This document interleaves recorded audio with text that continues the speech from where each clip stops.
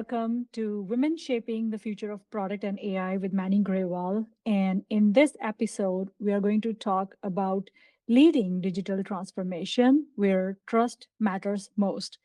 And today, our guest for the digital transformation discussions, we have Stephanie Kao. She is Director of Digital Product with Electronic Communications at RBC Insurance, and she works from Toronto. Welcome, Stephanie. Hi, Manny. So happy to be here. Thanks for having me. Wonderful. Thank you so much for taking time out and talking to us today. I am ready to get all the insights and inspirations from your Yeah. career journey.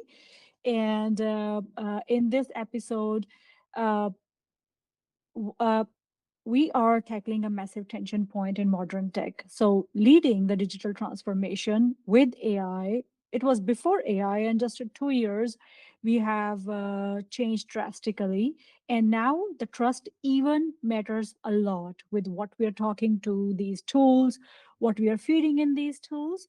And with my today's guest joining from Toronto, she sits at a fascinating intersection where she's driving high impact digital and AI transformation in one of the most heavily regulated, trust dependent industries, as we know in the world, financial services and insurance.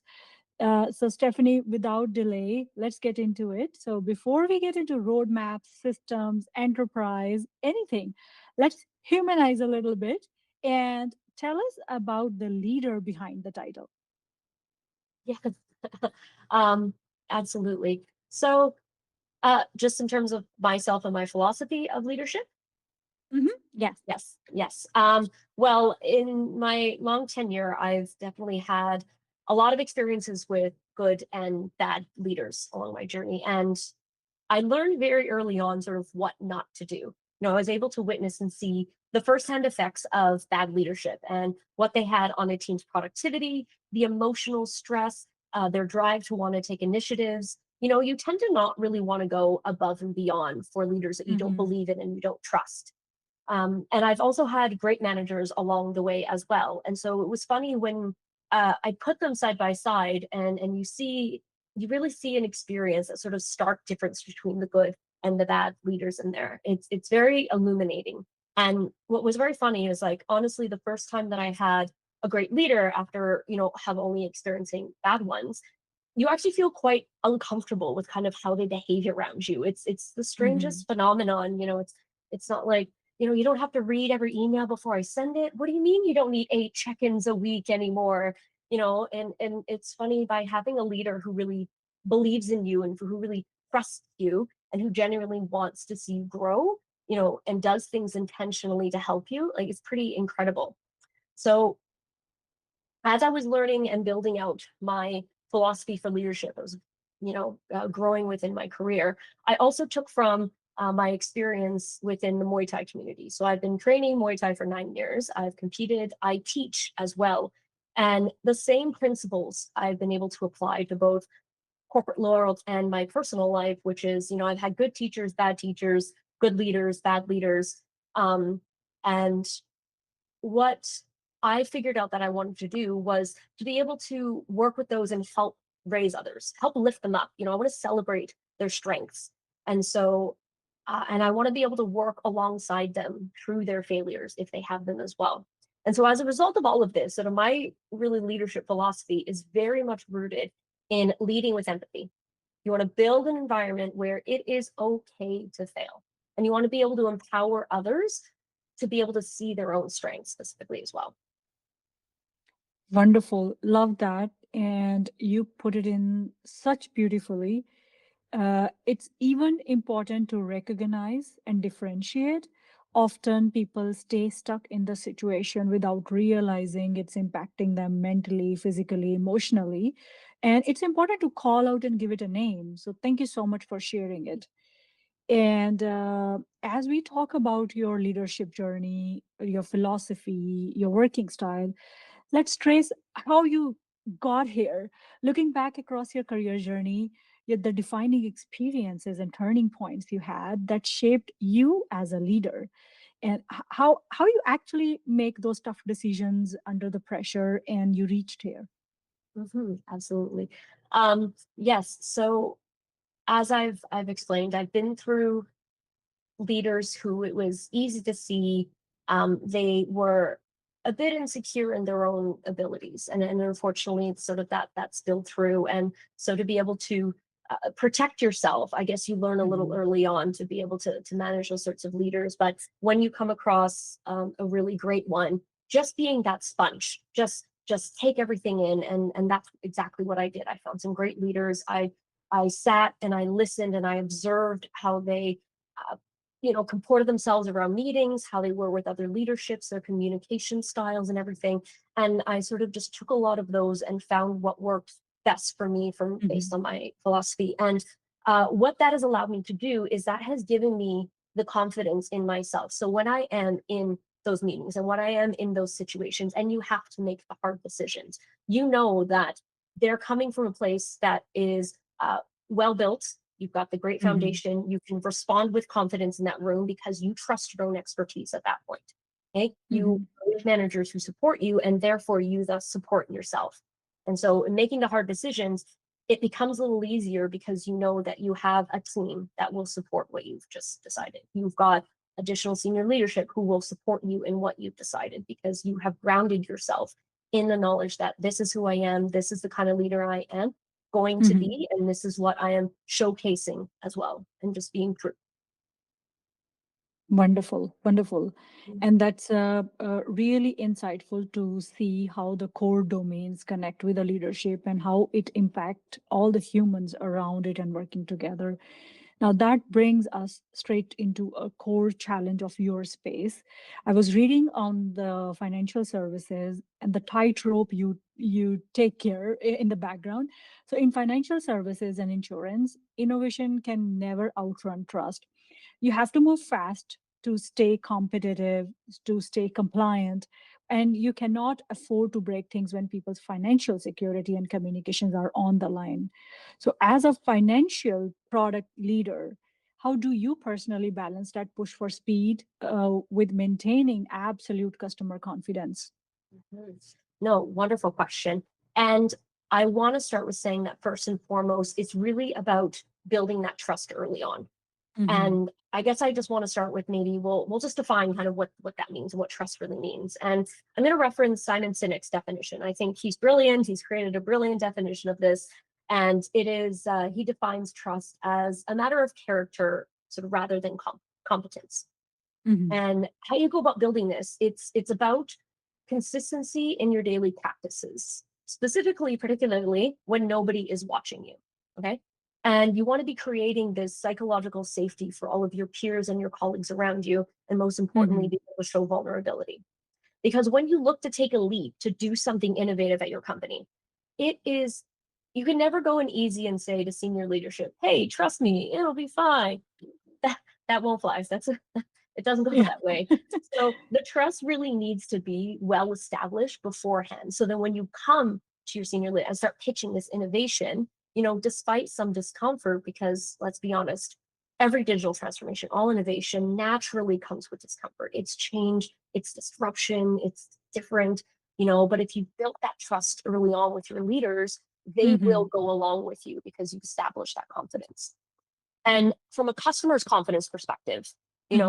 obviously they can't watch how you work day to day. So your daily practices obviously won't come through in the exact same way. So when you're looking to build that customer's confidence in you, into your product as a product Hmm. person, it's about listening to your customers' wants and needs and solving their problems for them. So, for example, if you are consistently hearing feedback that your login experience is clunky Hmm. and broken, the longer you take to address this fix, the more your customers' trust starts to deteriorate a little bit. So, being able to react quickly at first to problems and Hmm. solving them, in the eyes of the customer, they then believe that their problems, their words, their feelings are then heard. So now when it comes time to innovating and being able to move quickly and making those big shifts and changes, the customer is more likely to stay with you on this journey since they do believe and they have seen that you have their best interests at heart. So it all comes down to trust. Wonderful. And while juggling with that, What was the leadership lesson you learned the hard way that you wish more aspiring product leaders understood earlier? Yes.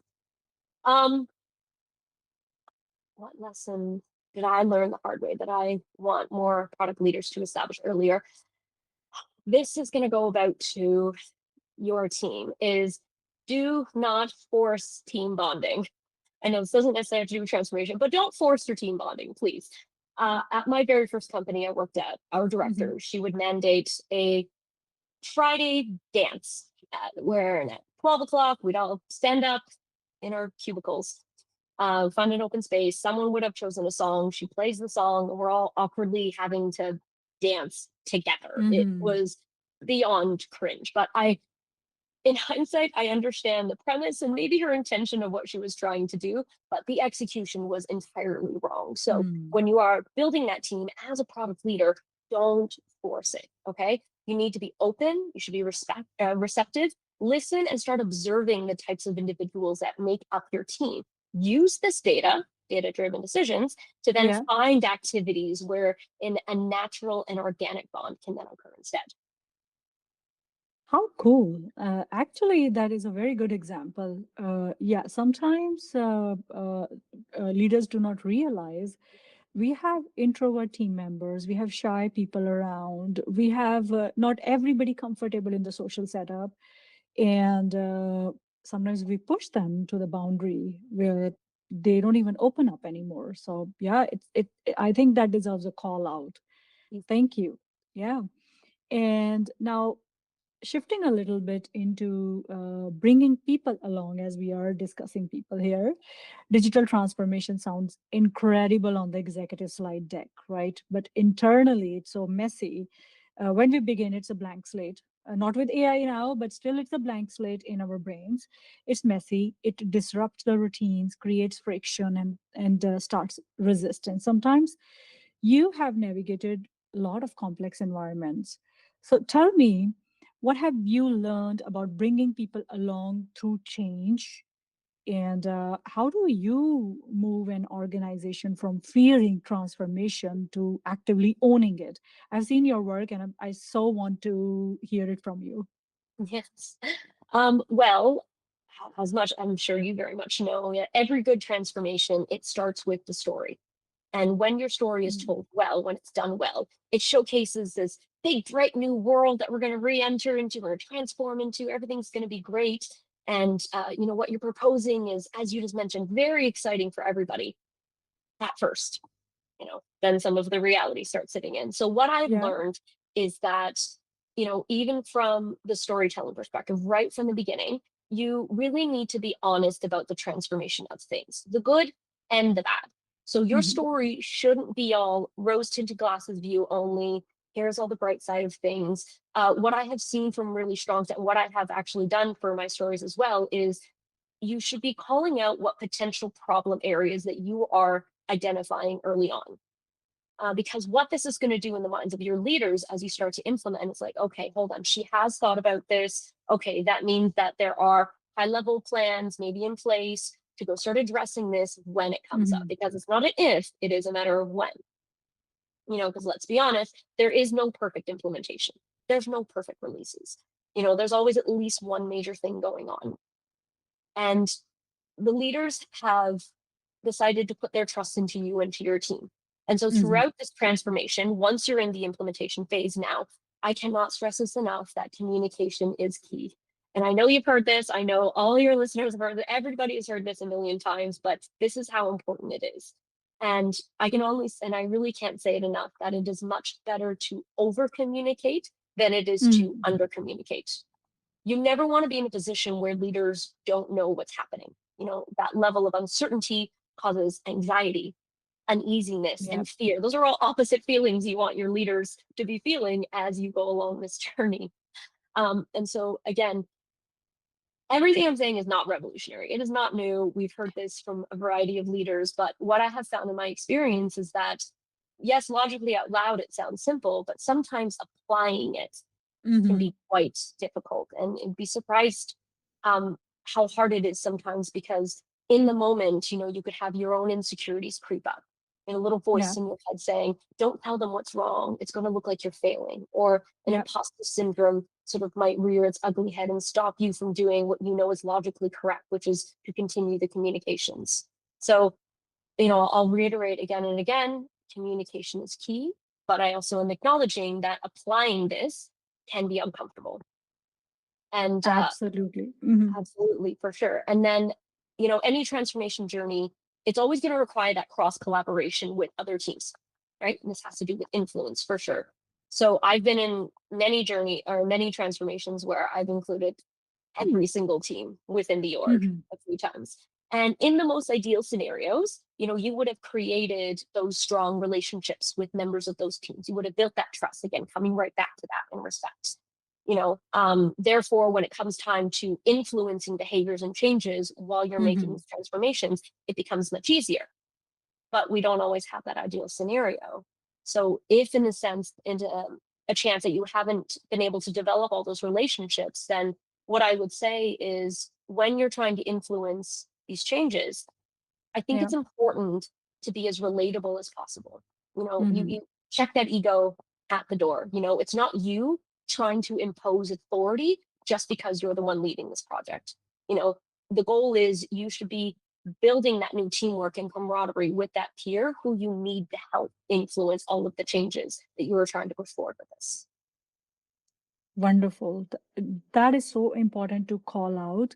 And you did cover beautifully the imposter syndrome, especially when you are in uncomfortable rooms and you need to talk or you need to stay quiet and you have to grab a chair to get on that desk. So I hear you. And this is not a magic pill, Stephanie. And I think it comes with practice. And as product people, we know backstage how much coordination and collaboration it takes.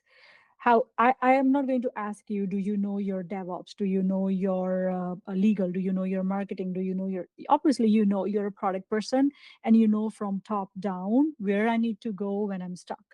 So absolutely collaboration and communication is a P0 non-negotiable when we talk about adaptation, transformation, and strategy. Absolutely. Beautiful. And I think to add on to that too, that if is maybe you don't know the person of that department that you need to. Hmm. It's eliminating that fear and being okay with putting up your hand to say, actually, does anyone know who I should go to? Again, that comes back to I don't want to look like a failure. I need to be perfect all the time. Hmm. You have to wash that away. Putting your hand up and saying, hey, can somebody point me in the right direction actually shows more strength and provides more trust than trying to hide it and trying to silo it and be by yourself and locate it when you need. Yeah, yeah. The pressure is different when you work alone. And if you don't ask for help, you may end up spending more time figuring things out that somebody would have already figured out. Yeah. Okay. As we're talking into non negotiables, I am taking you to AI and human responsibility. I know we briefly discussed about it. But let's talk about the tech layer that is accelerating everything right now with AI. So, as it is increasingly touching the customer communications, the decision making, the digital touch points, where do you draw the line? Where, you know, a human judgment is a must have and not secondary, and that accountability that has to remain absolute and non negotiable. So, where do you draw the line? Well, wonderful question. And this is something that I'm sure is on the mind of everybody as AI continues to change. It grows and evolves at a much faster Hmm. rate than maybe we can even catch up with. But, I think for AI and its capabilities for product managers, I as much as I feared it at the beginning, I find it to be a wonderfully true collaborator, actually, for Hmm. me as a product leader and as a product person. It's a space where I get to bounce ideas off of. You can create your agents who will take on different personas, different perspective, different roles, different skills, Hmm. and then use this sort of like as a round table to frame your ideas. AI has even become sophisticated enough to possibly even surface new ideas that you may not have originally thought of. So it's a good Hmm. idea to take these into exception and stuff. But And of course, AI in general helps to alleviate a lot of the redundant tasks that we have as PMs in the world. Yeah. And it helps you prototype with ease, which helps you, present to leaders with a little bit ease without taking over your designer's times, all of this. All of these are tools that are used to strengthen a person's efficiency at work. But we Hmm. need to be honest that at the end of the day, with all the hallucinations, with all the fabricated facts, with all the data Hmm. biases, you know, you still need a human being at the other end. You need to trust in your own personal expertise, your own knowledge and experience, because you need to audit the output. It is never just taking what's spat out at face value, because you're still accountable for the results that it produces Hmm. in the end. You're never going to be sitting in a meeting, and if a group disagrees with the strategy you've created, you're not going to turn around and say, "Well, I didn't write it, AI wrote it." That, that's not our reality. Um, so AI is very much just still a tool, albeit it's a Yeah. extremely smart and sophisticated tool, but it's Hmm. a tool nonetheless. And it's our jobs as experts to maintain that accountability for the results, how it's used, and how it's interpreted as well. Wonderful, wonderful. That is really very important aspect to understand how you take forward AI as your peer and not as your replacement, and just count on it for some suggestions and not the judgment. So very well called out. Uh, into my next topic, I want to talk around the future leaders, inclusivity, and the legacy, right? The overall impact. So, as we look ahead, I want to pivot to next generation and broader ecosystem. And many women aspire to product and tech leadership, but the path is not obvious. It's not always obvious. What advice would you give to women navigating growth, leadership, and life responsibilities? Yes, no, this was probably one of my favorite questions here so far. I think it's very, very crucial. I would say that growth in corporate life, as much as all areas of your life, it's important to know that it doesn't happen overnight.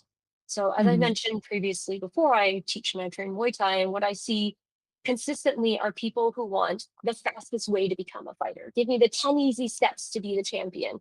And it's these types of individuals who want that easy and quickest path. They're the ones who you see fizzle out the fastest, because they don't Hmm. realize the groundwork, the foundational work that's needed. And all of that takes time. And so the people who want the title in the speediest ways, they're the ones who are being led by ego and some insecurities. So I would Hmm. say to all the future leaders out there is to make sure that you are patient with yourself, and you want to make sure you put in the work and you build in the foundations and your strengths. And if you are unsure about what kind of leader that you want to be, I'd recommend starting with your own core values. This is what I did.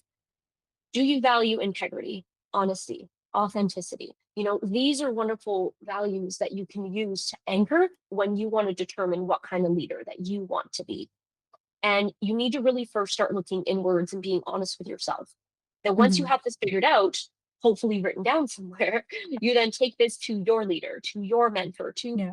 to somebody that you respect, and going back and being that sponge. Ask their experience, ask their advice. Do this over and over and over again as you can. It's best to write out your goals. And I know Hmm.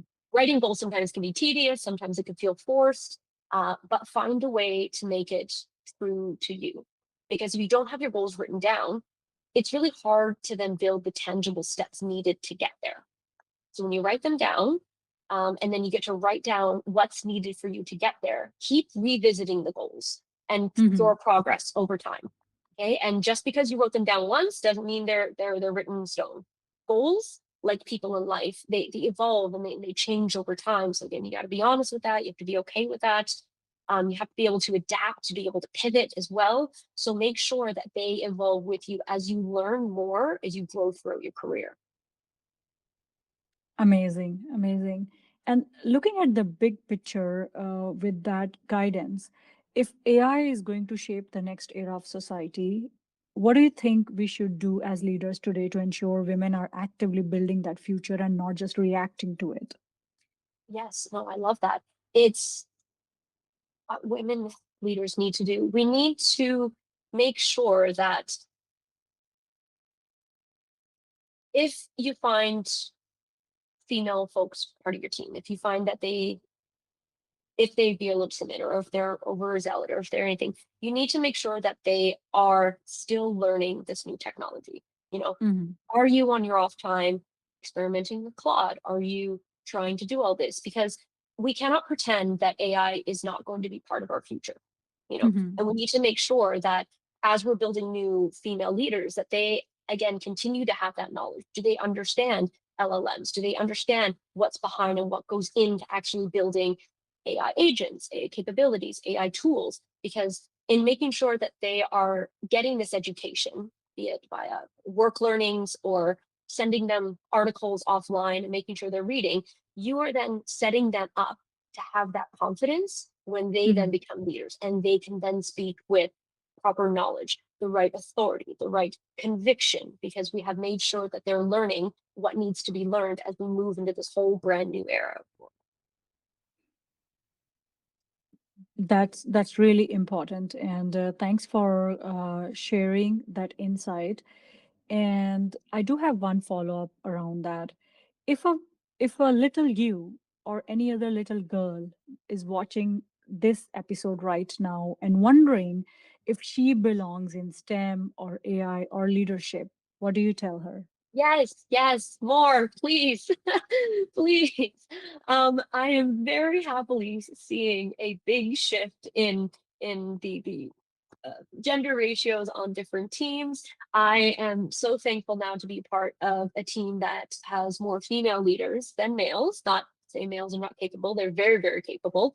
Um, but it is making me so happy that I started my career in a world where I was the woman, the only woman in the world. I have experienced being part of meetings, and I am leading a product demo and having a senior male executive look right past me, go to my director who's a male, ask a question, then look at me, I then provide the answer, and thus begins this horrible triangle. Okay. So I am very happy to state to report that we are moving away from that, which is great, but we need more females. Females are bright, they're intelligent, they're so creative, they're naturally empathetic. And so to Mhm. getting more leaders who understand and who actually want to listen and hear from you, women I find have a little bit more of that quality that comes a little bit more naturally. I've met a lot of amazing men who are fantastic at listening, who are very empathetic.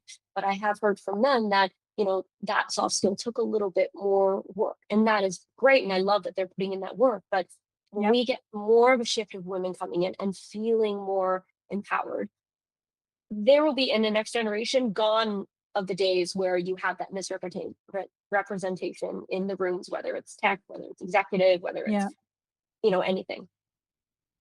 Yeah, long shot, but yes, I'm seeing more and more women coming up, and I want all of us to be available for all these young girls as leaders, as idols, as approachable women for all the advice in the world we can offer. And that is the only way we can keep inspiring these girls to join STEM. Often I have seen when you reach certain age, especially the high school pressure and after that college pressure, a lot of things drop off. The university fee, everything calculates in it. And I want to tell all the girls it's doable. You belong here, and we want all of you girls in STEM today. So thank you so much, Stephanie, for sharing. And one last as we come to close, when you look back at your career years from now, what impact and legacy do you hope your work leaves behind and you leave behind? I just want to leave a better experience for my users. It just comes to that. I don't care how many direct reports I have, what my title is, and at the end, did I help solve a problem for you? Did I help make your life just a little bit easier? And then additionally, and maybe this might be a little selfishly, I love helping to grow people. So if I'm able, if, you know, 15 years later somebody is interviewing somebody that I was able to grow, and they're coming and recounting stories, oh, I had a good manager in my head and they really helped me.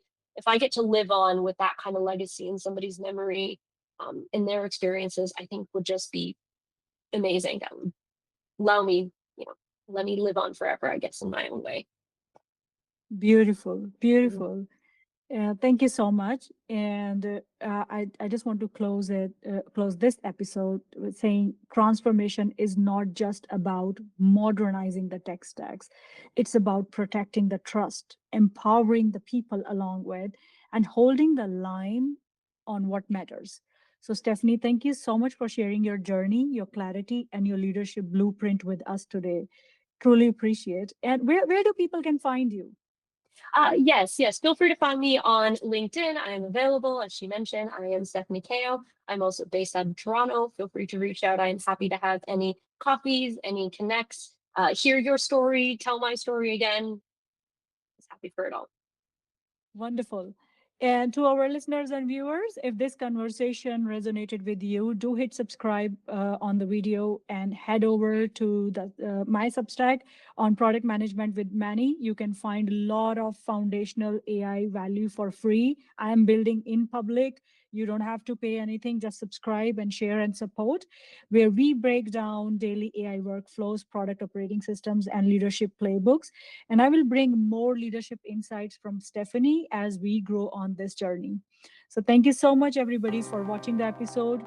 Keep building the intention, and I'll see you in the next edition. Take care. Thank you. Thanks, Stephanie.